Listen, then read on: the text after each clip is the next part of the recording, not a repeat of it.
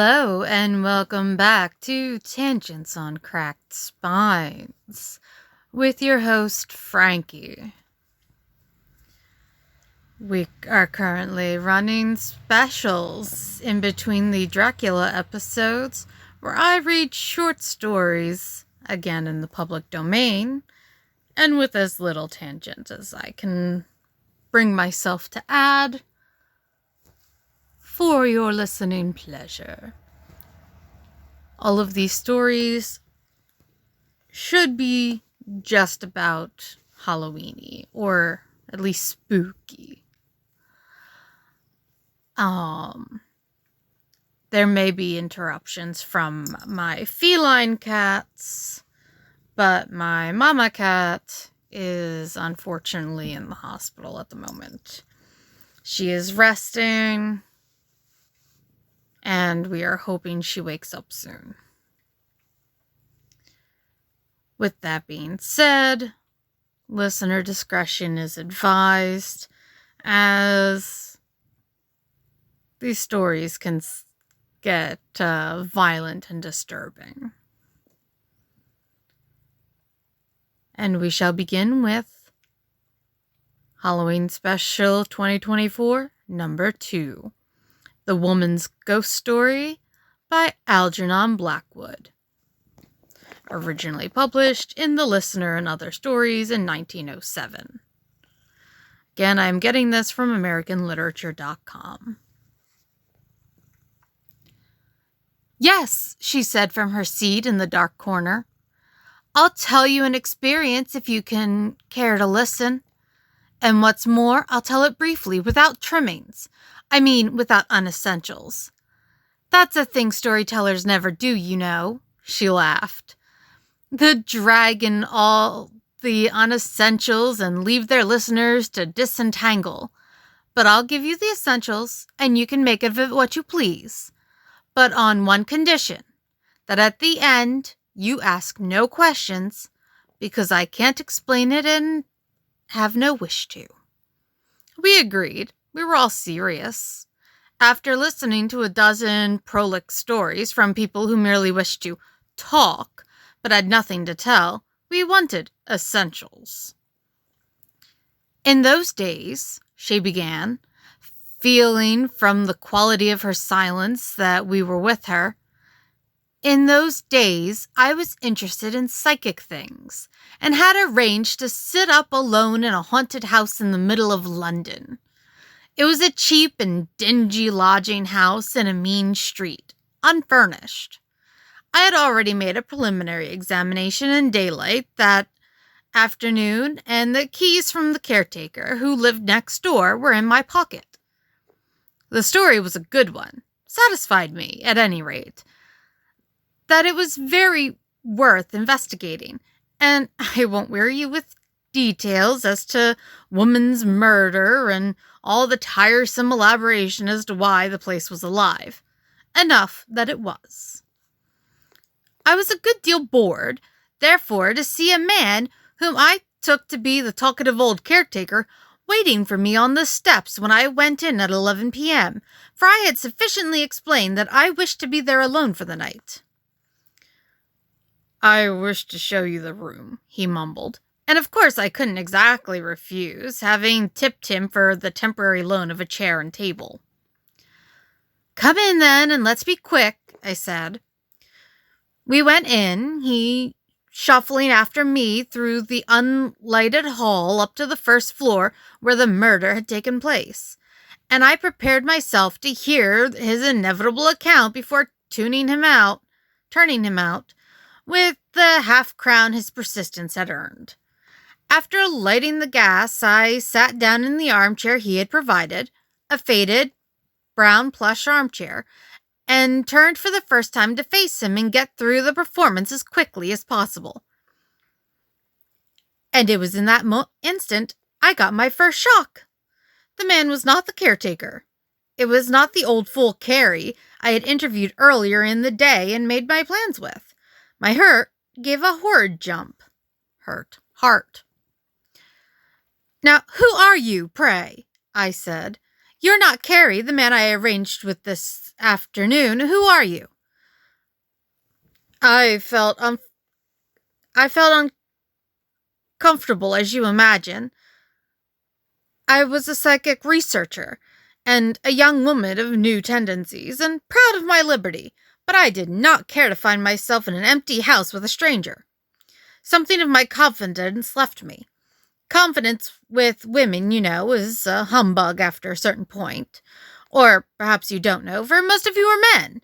But anyhow, my pluck ebbed in a quick rush, and I felt afraid. "Who are you?" I repeated quickly and nervously. The fellow was well-dressed, youngish and good-looking, but with a face of great sadness. I myself was barely 30. "I am giving you the essentials, or I would not mention it. Out of quite ordinary things comes the story. I think that's why it has value." "No," he said. "I'm the man who was frightened to death." His voice and his words ran through me like a knife, and I felt ready to drop. In my pocket was the book I had bought to make notes in. I felt the pencil sticking in the socket, too. I felt, too, the extra warm things I had put on to sit up in, as no bed or sofa was available. 100 things dashed through my mind, foolishly and without sequence of meaning, as the way is when one is really frightened. Unessentials leaped up and puzzled me, and I thought of what the papers might say if it came out, and what my smart brother-in-law would think, and whether it would be told that I had cigarettes in my pocket and was a free thinker. "The man who was frightened to death," I repeated aghast. "That's me," he said stupidly. I stared at him just as you would have done, any one of you men now listening to me, and felt my life ebbing and flowing like a sort of hot fluid. You needn't laugh. That's how I felt. Small things, touch the mind with great earnestness when terror is there. Real terror. But I might have been at a middle-class tea party for all the ideas I had. They were so ordinary. "But I thought you were the caretaker I tipped this afternoon to let me sleep here," I guess.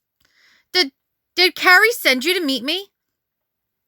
"No," he replied in a voice that touched my boots somehow. "I am the man who was frightened to death. And what is more, I am frightened now." "So am I managed to utter, speaking instinctively. "I'm simply terrified." "Yes," he replied in the same odd voice that seemed to sound within me. "But you are still in the flesh, and I am not." I felt the need for vigorous self-assertion. I stood up in the empty room, unfurnished room, digging the nails into my palms and clenching my teeth. I was determined to assert my individuality and my courage as a new woman and a free soul. "You mean to say you're not in the flesh?" I gasped. "What in the world are you talking about?" The silence of the night swallowed up my voice. For the first time I realized that darkness was over the city, that dust lay upon the stairs, that the floor above was untented and the floor below empty. I was alone in an unoccupied and haunted house, unprotected, and a woman. This was written in 1907. This was written in 1907. This was written in 1907.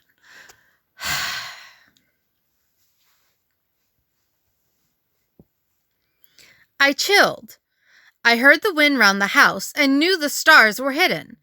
My thoughts rushed to policemen and omnibuses and everything that was useful and comforting. I suddenly realized what a fool I was to come to such a house alone. I was icily afraid. I thought the end of my life had come. I was an utter fool to go in for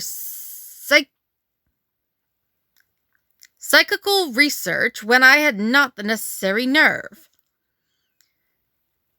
"Good God," I gasped. "If you're not Carrie, the man I arranged with, who are you?" I was really stiff with terror. The man moved slowly towards me, across the empty room. I held out my arm to stop him, getting up out of my chair at the same moment. Wait, I thought you had already stood up. Did you sit back down? When did you sit back down? Sorry. And he came to a halt just opposite to me, a smile on his worn, sad face. I told you who I am, he repeated quietly with a sigh, looking at me with the saddest eyes I have ever seen. And I am frightened still. By this time I was convinced that I was entertaining either a rogue or a madman, and I cursed my stupidity in bringing the man in without having seen his face. My mind was quickly made up, and I knew what to do. Ghosts and psychic phenomena flew to the winds. If I angered the creature, my life might pay the price. I must humor him till I got to the door. My foot is not a play toy, Maneki.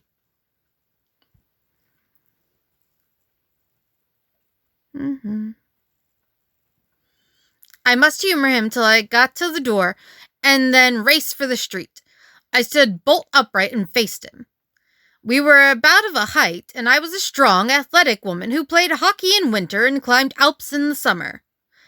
My hand itched for a stick, but I had none. Of course, now I remember, I said with a sort of stiff smile that was very hard to force. Now I remember your case and the wonderful way you behaved.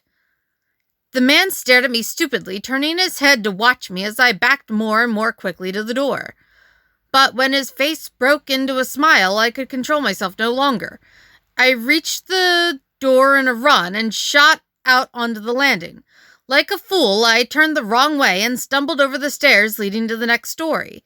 But it was too late to change. The man was after me, I was sure, though no sound of footsteps came, and I dashed up the next flight, tearing my skirt and banging my ribs in the darkness, and rushed headlong into the first room I came to. Luckily, the door stood ajar, and, still more fortunate, there was a key in the lock. In a second I had slammed the door, flung my whole weight against it, and turned the key. I was safe, but my heart was beating like a drum. A second later it seemed to stop altogether, for I saw that there was someone else in the room beside myself. A man's figure stood between me and the windows, where the street lamps gave just enough light to outline his shape against the glass. I'm a plucky woman, you know, for even then I didn't give up hope. But I may tell you that I have never felt so vilely frightened in all my born days. I had locked myself in with him. The man leaned against the window, watching me where I lay in a collapsed heap upon the floor. So there were 2 men in the house with me, I reflected. Perhaps the other rooms were occupied too. What could it all mean? But as I stared, something changed in the room, or in me, hard to say which, and I realized my mistake, so that my fear, which had so far been physical, at once altered its character and became psychical. I became afraid in my soul instead of in my heart, and I knew immediately who this man was. How in the world did you get up here? I stammered to him across the empty room, amazement momentarily stemming my fear. Now let me tell you, he began in that odd, faraway voice of his that went down my spine like a knife. I'm in different space, for one thing, and you'd find me in any room you went into, for according to your way of measuring, I'm all over the house. Space is a bodily condition, but I'm not of the body, and am not affected by space. It's my condition that keeps me here. I want something to change my condition for me, for then I could get away. What I want is sympathy, or really more than sympathy. I want affection. I want love. While he was speaking, I gathered myself slowly upon my feet. I wanted to scream and cry and laugh all at once, but I only succeeded in sighing, for my emotion was exhausted. Ooh. Pardon the yawn, where'd that come from? My emotion was exhausted, and a numbness was coming over me. I felt for the matches in my pocket and made a movement towards the gas jet. I should be much happier if you didn't light the gas, he said at once, for the vibrations of your light hurt me a good deal. You need not be afraid that I shall injure you. I can't touch your body to begin with, for that's a great gulf fixed, you know, and really this half-light suits me best. Now let me continue what I was trying to say before. You know, so many people have come to this house to see me, and most of them have seen me, and one and all have been terrified. If only someone would not be terrified, but kind and loving to me, then, you see, I might be able to change my condition and get away. His voice was so sad that I felt tears start somewhere at the back of my eyes. But fear kept all else in check, and I stood shaking and cold as I listened to him. Who are you, then? Of course Carrie didn't send you, I know now, I managed to utter. My thoughts scattered dreadfully, and I could think of nothing to say. I was afraid of a stroke. I know nothing about Carrie or who he is, continued the man quietly, and the name my body had I have forgotten, thank God. But I am the man who was frightened to death in this house 10 years ago, and I have been frightened ever since, and am frightened still, for the succession of cruel and curious people who come to this house to see the ghost, and thus keep alive its atmosphere of terror, only helps to render my condition worse. If only someone would be kind to me, laugh, speak gently and rationally with me, cry if they like, pity, comfort, soothe me, anything but come here in curiosity and tremble as you are now doing in that corner. Now, madam, won't you take pity on me? His voice rose to a dreadful cry. Won't you step out into the middle of the room and try to love me a little? A horrible laugh came gurgling up in my throat as I heard him. But the sense of pity was stronger than the laughter, and I found myself actually leaving the support of the wall and approaching the center of the floor. By God, he cried at once, straightening up against the window. You've done a kind act. That's the first act of sympathy that has been shown to me since I died, and I feel better already.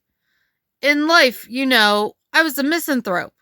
Everything went wrong with me. I understand that.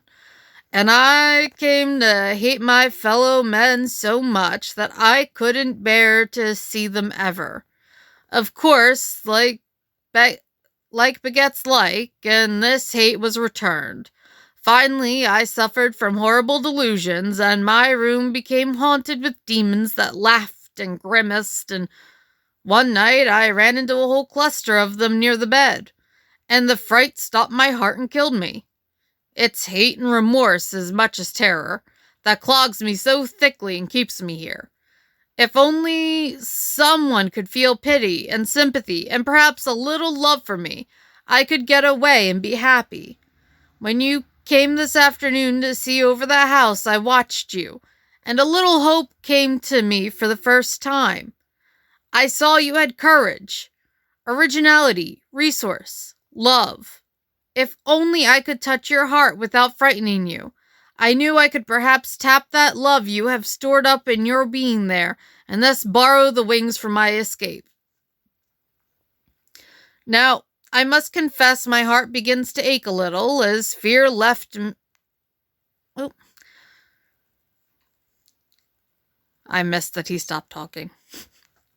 Now, I must confess my heart began to ache a little, as fear left me and the man's words sank their sad meaning into me. Still, the whole affair was so incredible, and so touched with unholy quality, and the story of a woman's murder I had come to investigate had so obviously nothing to do with this thing, that I felt myself in a kind of wild dream that seemed likely to stop at any moment and leave me somewhere in bed after a nightmare. Moreover, his words possessed me to such an extent that I found it impossible to reflect upon anything else at all, or to consider adequately any ways or means of action or escape. I had moved a little nearer to him in the gloom, horribly frightened, of course, but with the beginnings of a strange determination in my heart. "You women," he continued, his voice plainly thrilling at my approach. "You wonderful women, to whom life often brings no opportunity of spending your great love. Oh, if you only could know how many of us simply yearn for it. It would save our souls, if but you knew. Few might find the chance that you have now, but if you only spent your love freely, without definite object, just letting it flow openly for all who need, you would reach hundreds and thousands of souls like me and release us. Oh, madam, I ask you again to feel with me, to be kind and gentle, and if you can, to love me a little." What is up with this constant love me a little? My heart did leap within me, and this time the tears did come, for I could not restrain them. I laughed too, for the way he called me madam sounded so odd. Well, I understand that. But it's because I hate being called ma'am.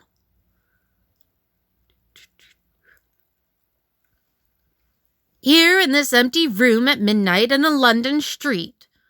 But my laughter stopped dead and merged in a flood of weeping when I saw how my change of feeling affected him. He had left his place by the window and was kneeling on the floor at my feet, his hand stretched out towards me, and the first signs of a kind of glory about his head. Really? "Put your arms round me and kiss me, for the love of God," he cried.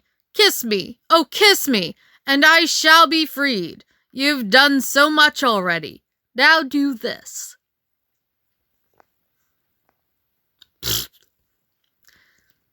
I stuck there, hesitating, shaking, my determination on the verge of affection, yet not quite able to compass it. But the terror had almost gone. "Forget that I'm a man and you're a woman," he continued in the most beseeching voice I ever heard. "Forget that I'm a ghost, and come out boldly and press me to you with a great kiss, and let your love flow into me. Forget yourself for just 1 minute, and do a brave thing. Oh, love me, love me, love me, and I shall be free." The words, or the deep force they somehow released in the center of my being, stirred me profoundly, and an emotion infinitely greater than fear surged up over me and carried me with it across the edge of action. Without hesitation, I took 2 steps forward towards him where he knelt, and held out my arms. Pity and love were in my heart at that moment. Genuine pity, I swear, and genuine love. I forgot myself and my little tremblings in a great desire to help another soul. "I love you, poor, aching, unhappy thing.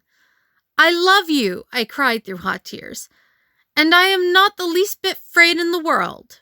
The man uttered a curious sound, like laughter, yet not laughter, and turned his face up to me. The light from the street below fell on it, and there was another light too, shining all around in it that seemed to come from the eyes and skin. He rose to his feet and met me, and in that second I folded him to my breast and kissed him full on the lips again and again. All our pipes had gone out, and not even a skirt rustled in the dark studio as the storyteller paused a moment to steady her voice and put a hand up softly to her eyes before going on again. Now, what can I say, and how can I describe to you, all you skeptical men sitting there with pipes in your mouths, the amazing sensation I experienced of holding an intangible, impalpable thing so closely to my heart that it touched my body with equal pressure all the way down and then melted away somewhere into my very being?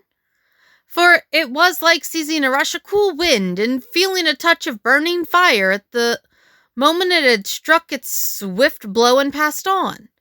A series of shocks ran all over and through me. A momentary ecstasy of flaming sweetness and wonder thrilled down into me. My heart gave another great leap. And then I was alone. The room was empty. I turned on the gas and struck a match to prove it. All fear had left me, and something was singing around me in the air and in my heart like the joy of a spring morning in youth.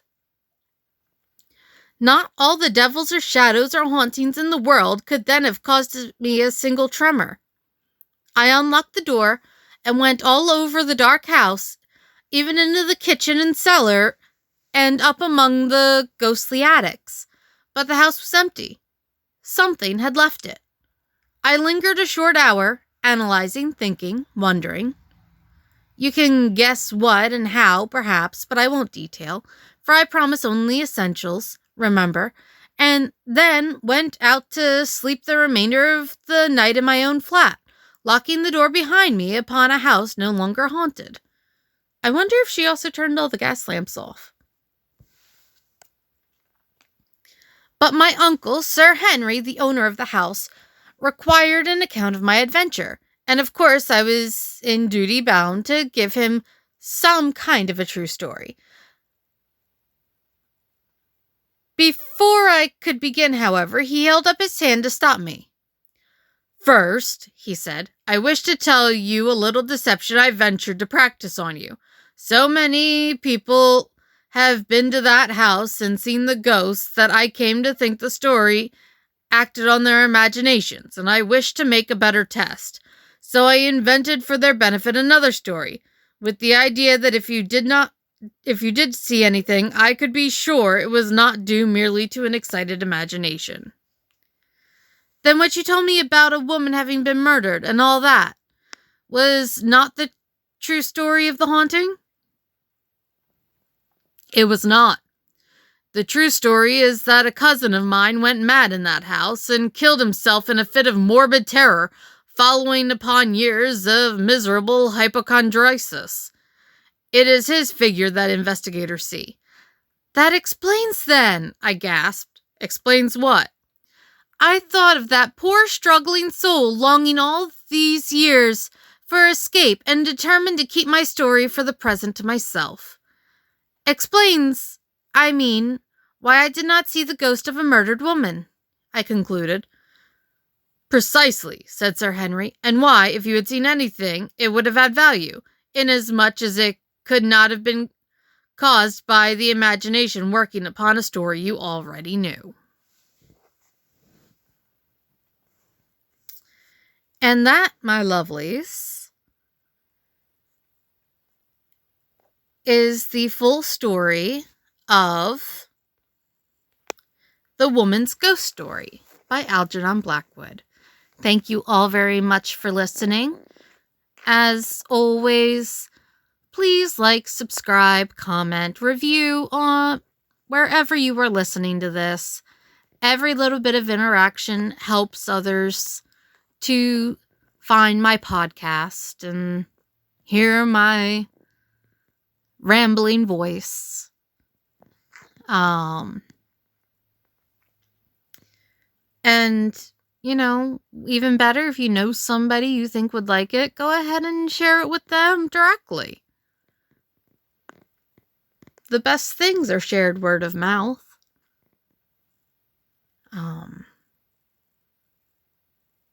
All of my contact information and links to ways to support me are going to be in the description.